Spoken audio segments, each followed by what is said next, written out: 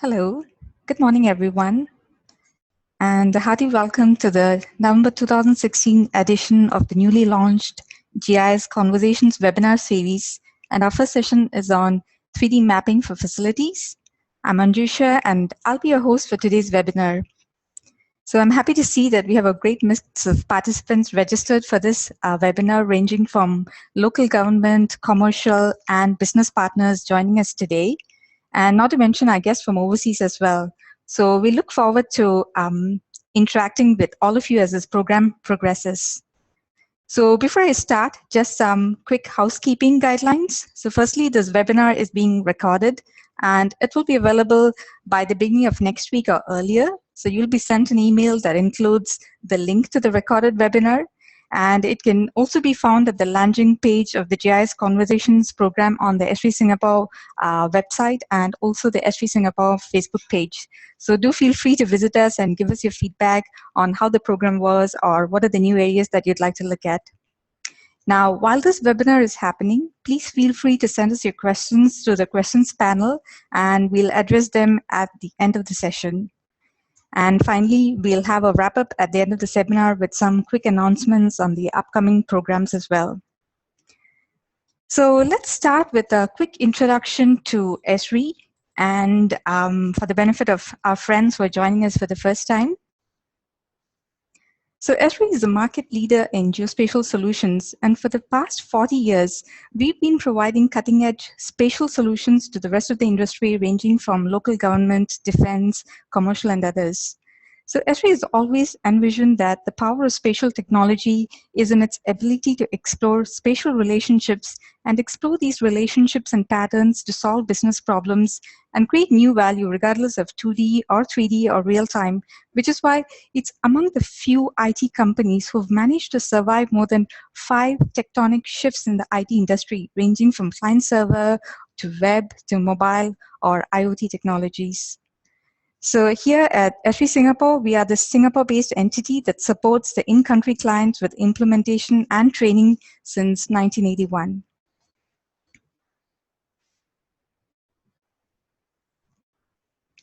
We have some great presentations lined up for you today, but before we get rolling, I'd like to take a minute to introduce our speakers, Zara and Tybalt. So as part of the professional services team here at Esri Singapore, Zara has been able to leverage on her passion for GIS to implement ArcGIS solutions to our clients in Singapore, ranging from local government, commercial, as well as non-profit organizations. So as an ArcGIS for desktop specialist, Zara enjoys exploring emerging areas of 3D GIS, database design, and WebGIS. Tybalt is part of our business solutions team and as a GIS enthusiast with a focus on 3D GIS, city modeling, and data visualization. So formerly from Esri France, Tybalt's mission is to help public and private organizations overcome their challenges and make better informed decisions using 3D GIS capabilities. Lastly, for me, as a Chief Technology Strategist at Esri Singapore, it's my focus to identify core technologies, solutions, and key skill sets that are of strategic importance to the growth of the geospatial community, and 3D is one such area. So here at Esri Singapore, we strongly believe that the value of 3D and 3D GIS is much beyond visualization. So while 3D visualization in itself gives us stunning new perspectives that we could not have had in 2D, the real power of 3D is, like I mentioned earlier, is when it's being used to solve real-world problems by dynamically mashing up and analyzing your operational and business information in a 3D context to gain new insights and at the same time be able to share this information with the rest of your stakeholders in an easy-to-use, accessible pattern. Hope that sounds as exciting to you as it is for me. And with this, I'd like to now turn the time over to Zara and Tybalt.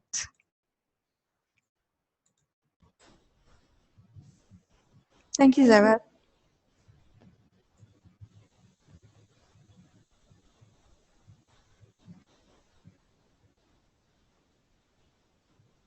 Thank you, Anjusha. Hi, pleasant day to everybody. My name is Sarah Villavicencio, and I would like to present the key facilities mapping solutions that we will be talking about for this webinar.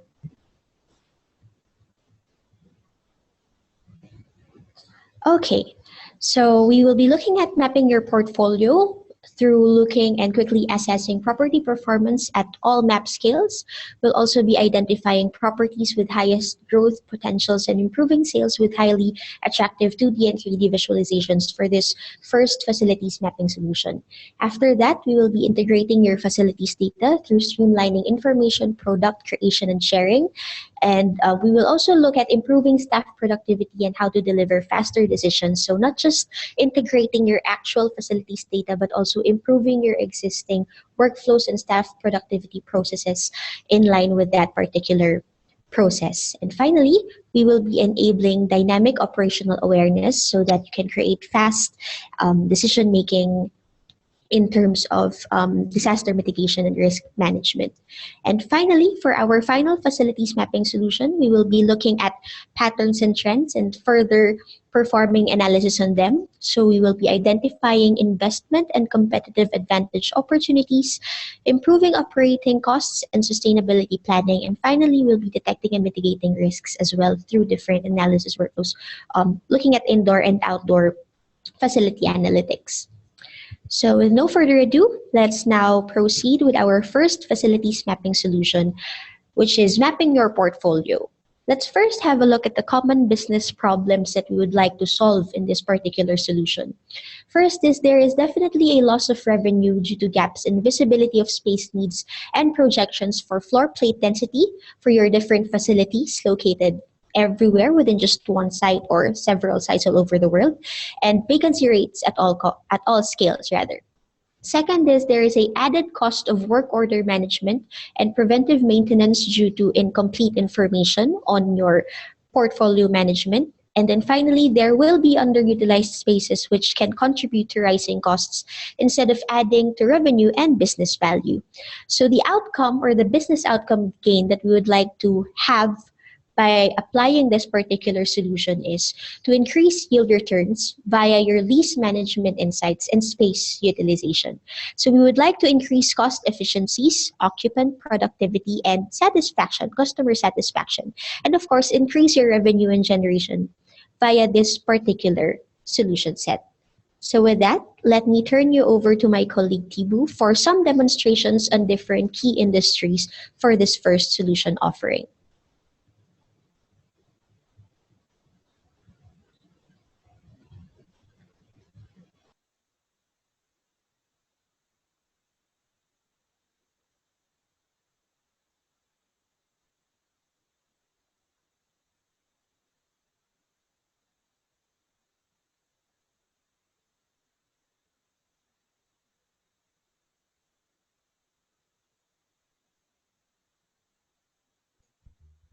When reviewing a collection of facilities, an interactive map is a good way to synthesize information in one place. So you can browse different thematic views, like this one, for example, about revenue per country. The darker the blue, the more revenue is generated. Or like this other view about the conditions of our facilities. So green being facilities in good condition, yellow, fair condition, red, poor condition.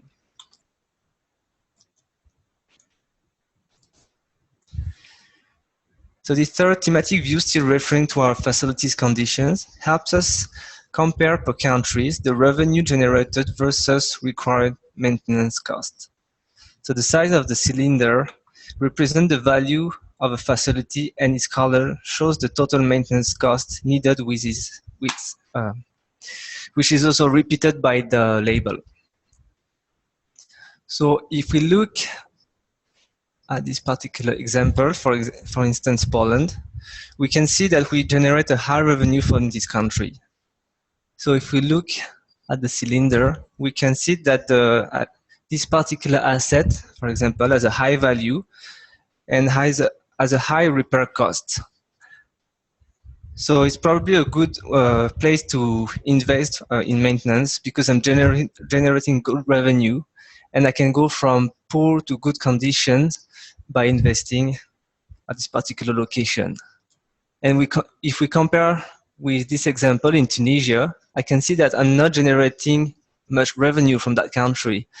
the facility is still in fair condition, but the investment is still quite high in order to renew the asset. So it's maybe not the first facility where I want to focus my investment.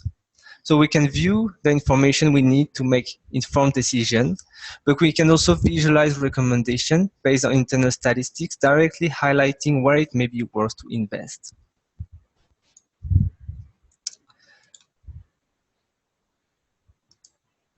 So let's drill down to a lower scale. When reviewing multiple buildings of the same portfolio, how do we compare a subset of it with the entire portfolio? How can we identify underperforming facilities to address the problem? We are now reviewing the Facility Condition Index, FCI, for all the buildings within a campus. So the FCI is used in facilities management to provide a benchmark to compare the relative condition of a group of facilities. This index is derived from cost of maintenance, repair and replacement efficiencies of the facilities, divided by the current replacement value of the facility. So by looking at the map, we can tell that around half of our portfolio has a low index, which means that they are in good condition. But we'd like to identify the facilities with a very high index and compare them against the entire portfolio.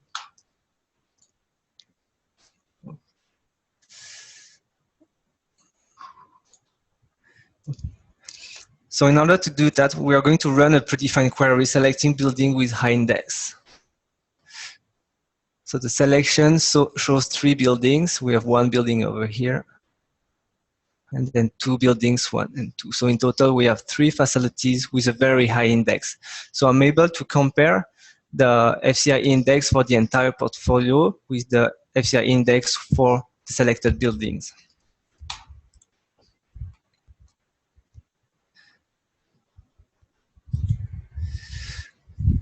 So when forecasting the next 10 years total operational cost in dark blue, and comparing the cost for the portfolio with the cost of the 3 facilities, what strikes me the most is that those 3 facilities are responsible for about 10% of total operational costs for the entire campus. So when synthesizing facility information on interactive maps and charts, we can bring critical information to the user's attention, quantify and assess values against portfolio indicators and indexes in order to help people take the efficient action.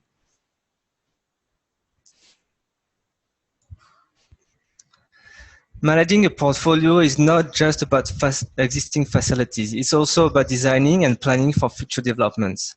With higher competition among cities and the need to provide highly livable environments, local governments are becoming more particular about the impact of new development on existing environments. So as a consequence, designing and planning are important aspects of facilities life cycle. And during these phases, collaboration and communication of the different scenarios is critical. So with accurate and beautiful 3D visualizations available in a simple web browser, it becomes easier to provide all stakeholders with a common view of future development scenarios and drastically reduce the review and validation process. So here we can view the first scenario, proposed scenario, scenario A, featuring high-rise buildings with a modern look. We can also review scenario B with lower building and more trees and green spaces. We're able to communicate what could be the proposed demolition plan. And for scenario A, I would like to compare the view from the river to the mountain with the scenario B.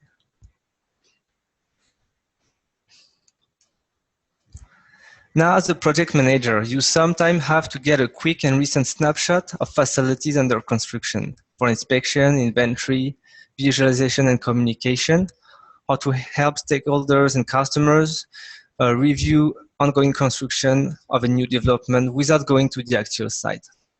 So drones are now capable of collecting high-resolution geotagged images that can now easily be turned into textured 3D models and imageries with Drone2Map. So let's watch this short introduction about Drone2Map.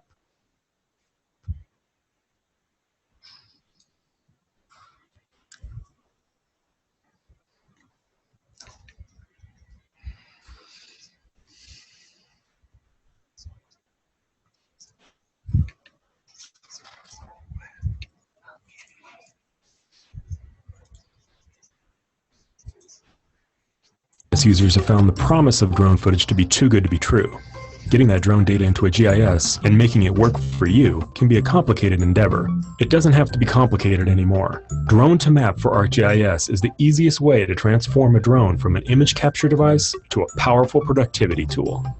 Drone to Map for ArcGIS was developed for the industry-leading ArcGIS platform by Esri with one goal in mind: to quickly turn drone data into ready-to-use GIS imagery.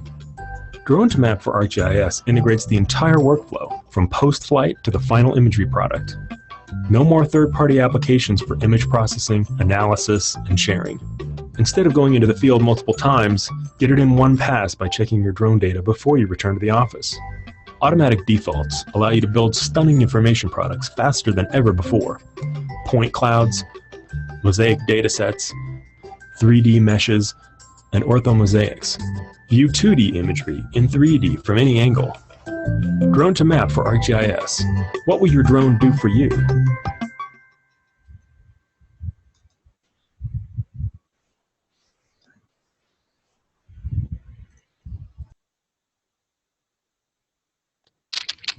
Thank you, Thibu. So just a quick recap on what we have seen on the first solution offering that we have in terms of mapping your portfolio. We were able to gather quick insights in terms of looking at the global perspective or a global overview of your facilities, and also looking at the different dashboards and summaries of your operational workflows on maybe a daily or annual basis. Also, we have looked at the power of portfolio mapping, not just when you have already sites built, but also on the planning stage. And then finally, the introduction of Drone to Maps for instant facility mapping. So with that, let's head on over to our next facilities mapping solution offering, which is to integrate your facilities data through streamlined workflows through maps for the workplace. Let's look at the common business problems that we aim to solve in this particular solution offering. First up is unstructured data, and the lack of technical knowledge poses a number of challenges that will slow down your business operations. Also, differences between planned spaces and actual spaces may deter operations and accrue additional costs. In terms of disaster and risk mitigation management, lives are at risk during emergencies when first responders do not have the right information for them to act fast.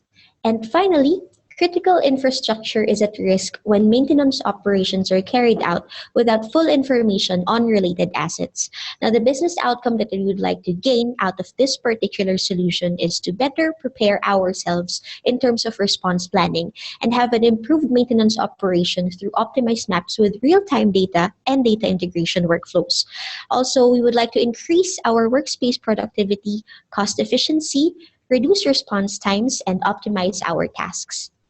So with that, let me turn you over again to Thibu for our quick demonstration for this particular solution offering.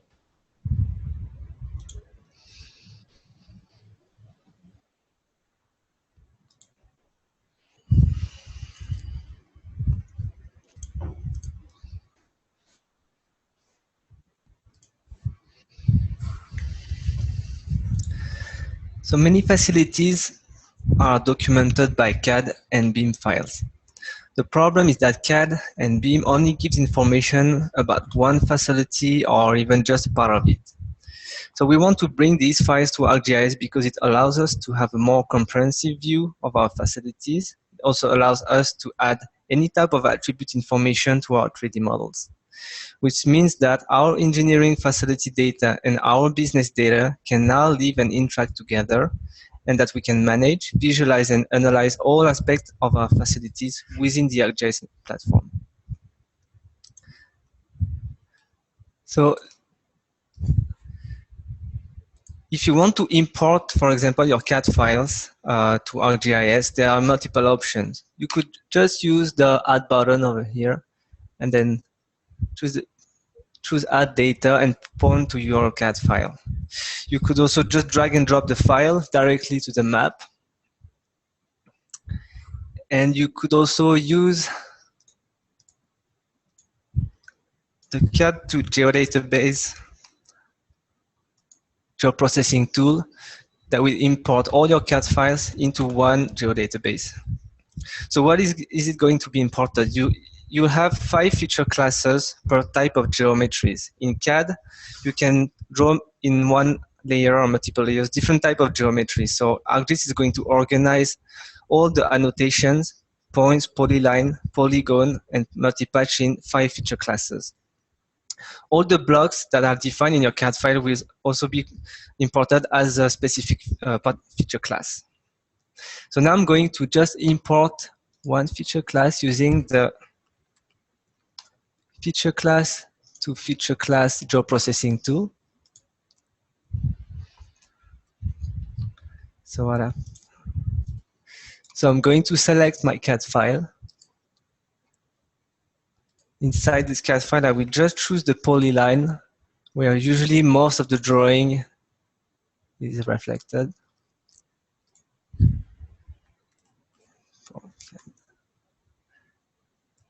And then I'm just going to import this layer and create one feature class.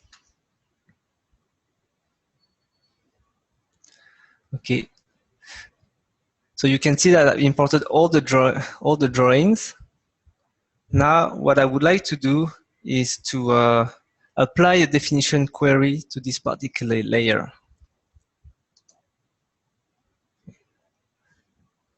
Okay.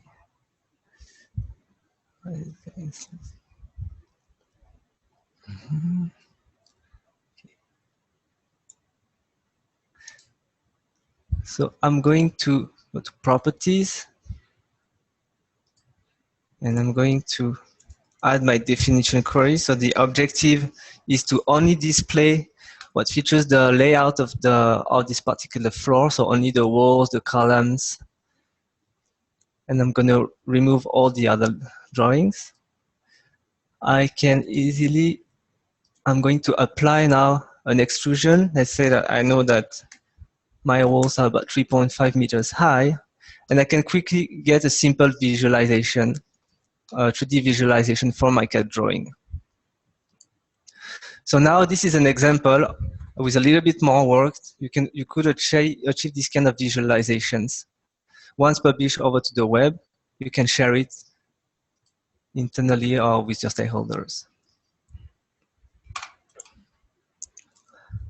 Now let's talk a little bit about BIM. How do we bring BIM to ArcGIS? So there are different BIM software with different proprietary formats, but there's one common format that's called IFC. This one is an open specification. It's an open international specification for BIM. So what we usually recommend is that all the BIM software are able to export to this IFC format. And then we can read this IFC format to bring it to the ArcGIS platform. We're also able to ingest other type of 3D formats. So you recognize KML, this one for 3D Studio Max or Collada as well. So let me show you just a quick example. If you would like to bring your BIM to ArcGIS, so the first step is to export from your BIM software as an IFC file. After, you're going to leverage on the data interoperability extension. So you're going to just do a quick import. So there's no workflow to build. You can just use the quick import tool. It's going to work well. Then once you have that, you will specify the input. So as the input, you're going to specify your IFC file. And then on the output, a new geodatabase. So I'm not going to rule the tool because it takes some time to import all the data. But I'm going to show you how it looks like once you've imported the data. So what it creates, you see that it will create a geodatabase with multiple feature classes and tables, recording the attributes from the BIM model. The BIMs are usually not georeferenced, so you'll have to use the Move tool in the Edit tab in order to move your model to the right locations. So this is the end result of the BIM model of our office building that I brought to the georeferenced. And you'll see that you can apply colors, textures, and transparency to give a realistic view of your BIM model.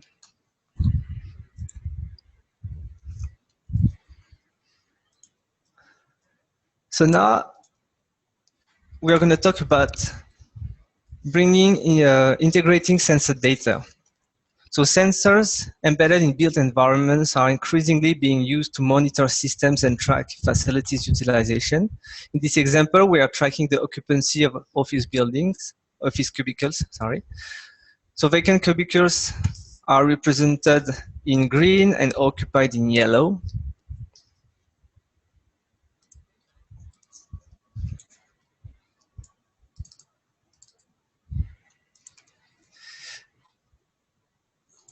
So by playing back and analyzing historical data, we can identify patterns and trends in our facility usage, identify unused facilities, and improve their utilizations.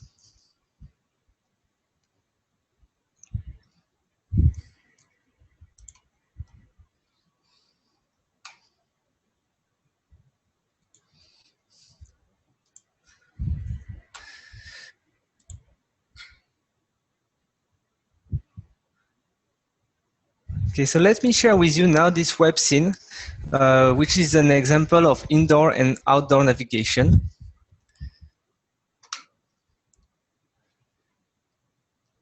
So this is an MRT station, and you can see that I can navigate from the outdoor of the MRT station to the indoor to give a walkthrough inside the MRT station. And we can zoom directly above it. So we can now navigate outdoor, indoor, also above and below ground, so you can share all aspects of your facilities via web services.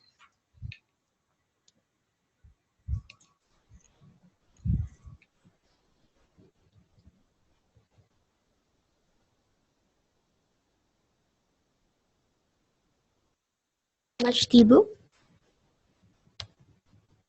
All right, so just have a quick wrap up on our second facilities mapping solution in terms of integrating your data.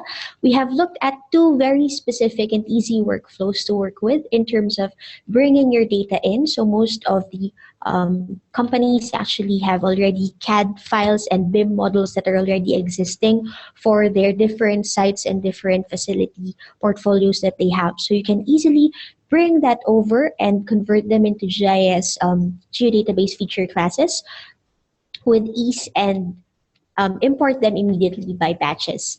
Apart from that, we have also looked at how to integrate your sensor data, so real-time data feed coming into your three-dimensional facilities mapping overview, and look at different operational costs and how you can cut them down, utilization of different spaces, be it meeting rooms or office cubicles within a particular floor or for the whole building, and finally, indoor and outdoor mapping with the final story map that Thibaut had shown for us. Moving on, let's have a look at our final offering for the facilities mapping solution, which is facility analytics and indoor tracking. So let's look at our business problems that we would like to solve. Marketing campaigns are extremely expensive, especially if you are lacking on footfall differentiation information for you to derive additional information out of.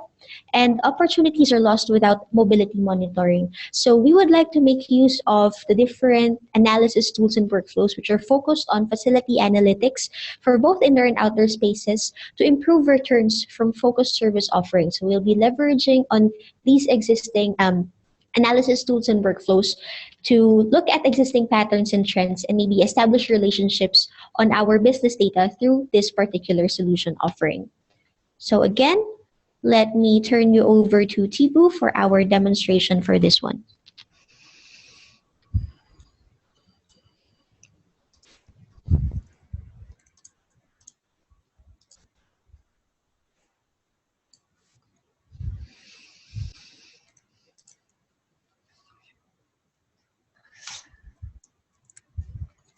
So 3D facilities is not just about showing the 3D model of the actual facilities or realistic 3D model. It's also about understanding business data, but overlaying the business data on top of the 3D facilities. So in this example, we have a range of unit prices in a particular residential estate. So when we look at it in 2D, we can aggregate prices, but at the building level. So when you start moving to 3D, you can see that you have much more detail. You can see your business data on distributed vertically, and get a better overview on your business data in the 2D environment.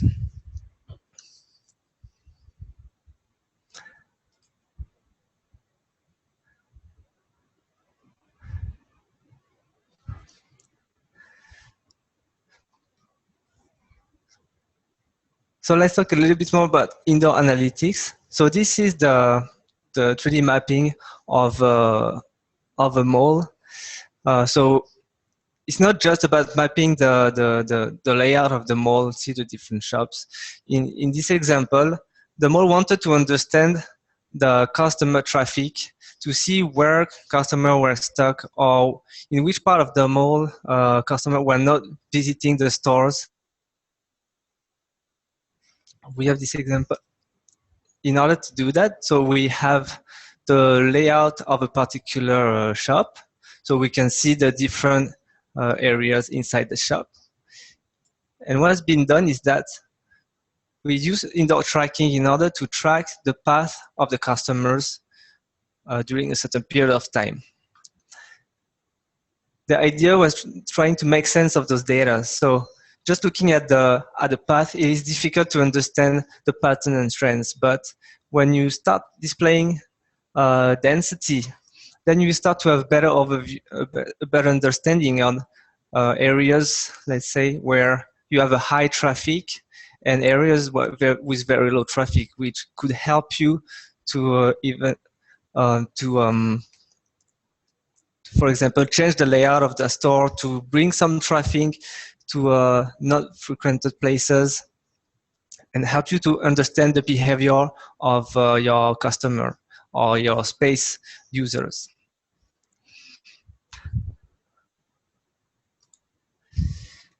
Now, I would like to show you a video that's a very good example of how GIS has been used at the Atlanta airport from mapping facilities to providing insights using analytics to improve facility management, planning, and security.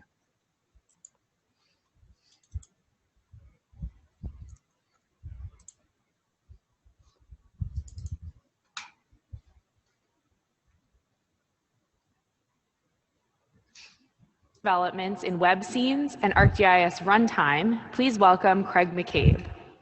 Thanks, Lauren. Thank you. So I'd like to show you how we can take some of that beautiful 3D data and deliver it anywhere we want, from the web to a mobile device. The newest Scene Viewer represents a great environment for sharing 3D GIS data in a web browser with no plugins required. From a global to a local scale, we can stream large, complex data sets dynamically. A building, an airport, a city, all in the web browser. Here we can see our realistic textured buildings from Pictometry. And we can even stream in custom tiled base maps and local elevation data. So the little details, like our procedurally generated signage, align perfectly with the terrain. Over at runway 26 right, we've got a 737 coming into land. And we can use these slides at the bottom to tell a 3D story. Each slide captures not only the viewing perspective, but layer visibility, as well as environmental settings, like shadow and time of day, making our 3D 4D. Using web scenes, we can also get an interesting perspective on our 3D analysis, even taking GIS indoors. Passenger safety and health is a critical issue at any airport, and maximizing visibility of signs is really important, specifically for AEDs or defibrillators. Using web scenes, we can swap in different 3D floor plans and even get a first-person perspective on sign visibility. Here I've overlain an indoor view shed analysis. And in green, you can see areas where signs are visible, while black areas show where signs are obstructed by walls or columns. Indoor spaces are a really useful place for 3D GIS, and not only for visibility, but also accessibility. To be most effective, AED should be administered within just a few minutes of a cardiac event, so response time is key. Here we've overlain some indoor network analysis showing service area walk times at 30-second increments. And if we zoom out to the full concourse, you can see that Atlanta's done a really good job of distributing their assets in the concourse. No area is more than about 90 seconds away from an AED, and that's great if you need one. So we've seen how we can stream and consume in our web browser 3D data and analytical layers, but now let's switch to a phone and take 3D with us anywhere. With ArcGIS Runtime for .NET, we can stream all the same 3D services right on our mobile device. So we'll pick up where we left off at Concourse C and do a point-to-point route in 3D, starting at the Sky Lounge and going down to this window by our gate. And we can even follow that route in 3D. The same network data set I used to analyze our AEDs is now guiding us from point to point in the shortest possible path. It's easy to imagine a future where all public indoor spaces are connected by 3D networks, guiding us through unfamiliar areas to our destination. Now I'd like to go up to the control tower, which happens to be the tallest control tower in North America, and see the perspective of a control tower operator. Obviously, having eyes on all the runways and taxiways is really important. But I'd like to do something kind of cool now. Using the compass mode, we can actually enable the gyroscope in our phone and get a first-person perspective, play virtual air traffic controller. And as I turn, the 3D data fills in, and I get a first-person view. And I can look down, see some traffic below. Very cool.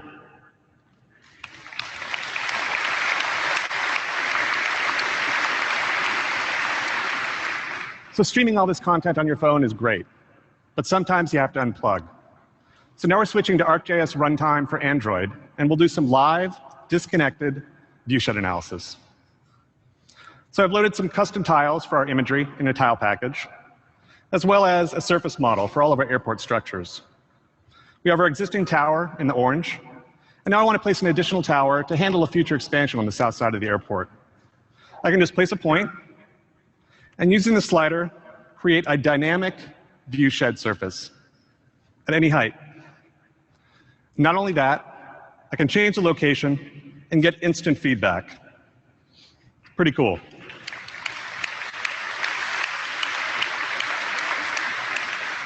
And if I turn on the existing tower, I can now see areas in yellow where we previously had holes in our viewshed. They're being filled in by this new second tower.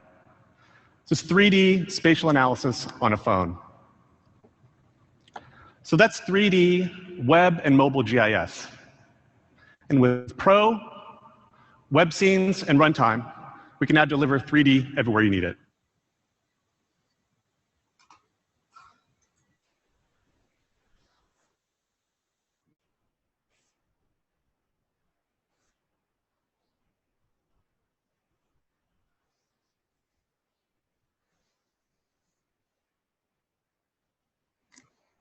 Thank you, Tybalt. So wasn't that an exciting presentation? So I really like the part where they are able to carry the 3D information products that they had to overlay it with the operational data to derive insights and share that with everybody, be it the operational crew on the ground or with the facility planning manager who would like to save lives by making sure that everybody has access to an AED device, down to the earlier portfolio management scenarios where Tybalt showed us how we could actually increase the value of your portfolio by effectively allocating your resources to take care of those assets that are in higher need or at higher priority. So what we saw today was that using these facility management solutions powered with spatial technology, you can now transform your spaces, be it within buildings or campuses or at a city scale, to be able to derive new insights to minimize your costs, maximize productivity, and also spot time-related trends and patterns to efficiently achieve a better outreach. And the best part is, while all this happens, it is available as configurable tools through the platform. So like Thibault and Zara emphasized earlier, the ArcGIS platform today comes with several ETL tools that allow you to seamlessly convert your CAD to GIS or import your BIM into a GIS format from which you can then start overlaying your operational information. And not just that, we also have processes, pre-built processes and workflows that are based on industry best practices that allow you to very quickly extract the routable spaces, for example, from your BIM or CAD data, transform it into intelligent networks that you can then use for point-to-point routing, emergency evacuation, and so on. And not only that, once you've brought in your foundation data, you've made it more intelligent with our workflows and processes, you can leverage on a wide variety of out-of-the-box configurable tools and templates, like the operations dashboard viewer that Thibault showed us to map out our facility costs, lease management, and so on, down to the story maps that he was using to present the property prices, all the way to the mobile applications that anybody could use to for wayfinding or for quick insights. All these are available as templates. That means that you can quickly get it up and running without writing a single line of code.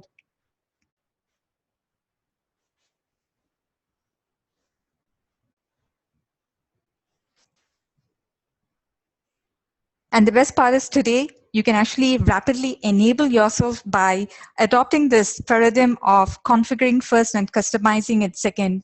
So today what Esri recommends is we can actually start off on deploying quick initial operating capabilities where you have these rapid information products that are delivered to you in a progressive fashion. Like this is a sample implementation schedules that we have. Like within the first 14 days, the focus of the team would be to bring in your foundation data. The next 30 days would help you to quickly enable information products. And the last 60 days would be focused on knowledge transfer so that you would be able to take on these information products and workflows to configure it to meet your new demands, revise stakeholder requirements, and continue to build smarter facilities. So hope that information was useful. So if you have any specific questions related to the implementation tools and workflows, feel free to get in touch and one of our SMEs would be happy to talk to you about it. With that, we come to the end of the presentation. So very hearty thanks to Thibault and Zara. So we did have a couple of questions that came through during the presentation. So if there's any further ones, you can feel free to add on to the questions panel. So we had a couple of folks asking us about the effort that is required to convert a BIM into a GIS. So I'd like to ask Thibault to shed some information on that. Over to you, Thibault.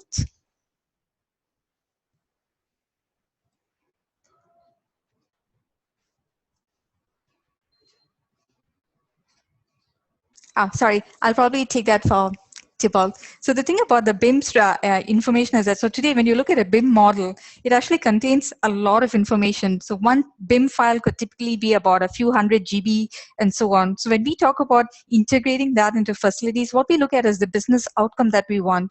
So one of the ways that we implemented this for one of our customers was we were able to extract the BIM geometry and just those key attributes that they needed for their planning scenarios. In that way, what we were able to do is leverage on the COTS tools and at the same time empower their businesses. And it took a very short time as well. So you reduce the risk and the complexity involved with that as well. So I think the other few questions are related to that, but that's not all. So if you have any further questions, you feel free to write to us. So before I end, I'd just like to add this one more question coming in. Let me just take a look at that. Yes, okay, we are coming to that.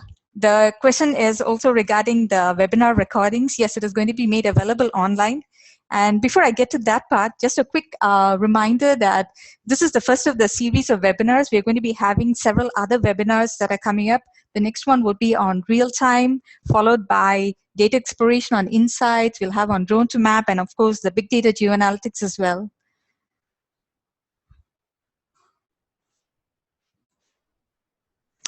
So yes, as one of our friends asked, this recording is going to be available for you in a follow-up email as well as online. We'd like to thank you very much for spending the time with us today. So do stay connected. You can reach out to Thibault and Zara for technical queries. For general feedback, probably on topics that you would like us to conduct in the future, feel free to reach out to me. And for commercial queries, you can always reach out to connect@svsingapore.com. Thank you again, and have a great weekend ahead. A great week. All right, see you.